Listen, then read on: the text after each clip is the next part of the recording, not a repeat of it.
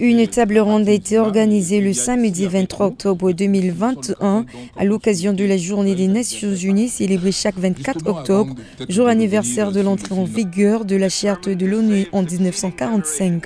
Cette célébration qui associe toutes les agences onusiennes a été marquée par l'organisation d'activités multiples dans la dite table ronde qui s'est déroulée avec la participation de la représentante spéciale adjointe du secrétaire général de l'ONU et coordonnatrice humanitaire Denise Brown, des représentants de la société civile, des organisations de femmes leaders, des plateformes religieuses et de la jeunesse sur le thème « Ensemble pour la paix et le développement de la République centrafricaine ».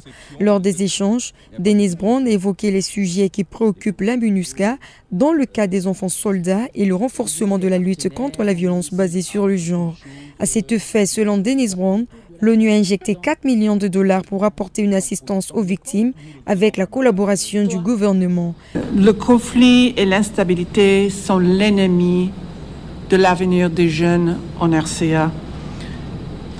L'âge moyen des combattants au sein des groupes armés, selon moi, ça doit être 17-18 ans.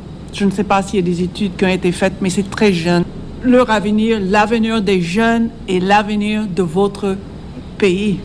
Le conflit aussi exacerbe la traite des personnes, femmes et jeunes, parce que la traite des personnes, c'est quoi? C'est l'exploitation sexuelle des femmes et des filles, et aussi exploitation au niveau du travail, surtout dans le domaine de l'agriculture. Ça, c'est les jeunes qui sont exploités.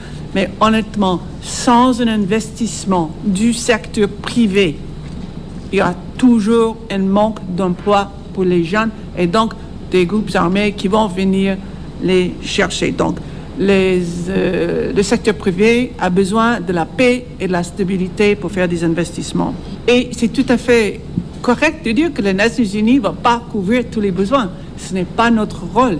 On est là pour soutenir. Donc, ce que nous essayons de faire, c'est de préparer les jeunes pour la prochaine étape.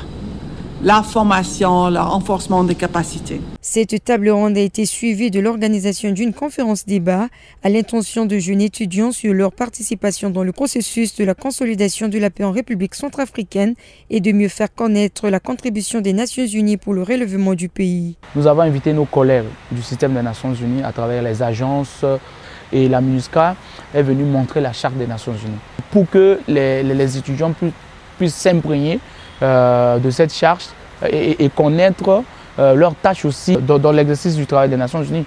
Parce que les Nations Unies ne travaillent pas à seules. Ils viennent dans un pays, ils doivent travailler ensemble avec la jeunesse, ils doivent travailler avec le gouvernement, ils doivent travailler avec les institutions. La Journée des Nations Unies est célébrée dans tous les États membres avec pour objectif commun de réaffirmer les buts et principes de la Charte des Nations Unies instaurée depuis 76 ans.